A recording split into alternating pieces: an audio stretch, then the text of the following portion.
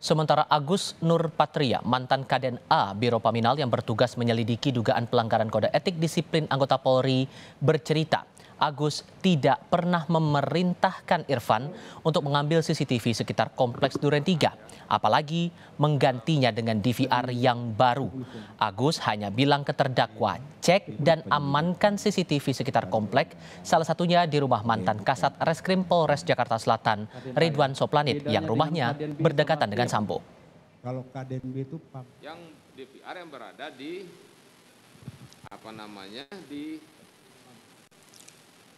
di Posapam itu. Mohon izin yang mulia, saya sudah bantah ketika Pak Irfan jadi saksi kami kemarin yang mulia. Bahwa saya tidak pernah memerintahkan mengganti DVR yang mulia. Tidak ada perintah untuk mengganti DVR. Saya hanya memerintahkan untuk cek dan amankan. Cek dan amankan maksudnya untuk apa? Untuk diapakan, dalam arti tanda kutip diamankan itu? Diamankan dalam pemahaman kami, yaitu tadi saya jelaskan yang mulia. Diambil datanya, kemudian untuk kepentingan penyelidikan atau penyidikan yang mulia.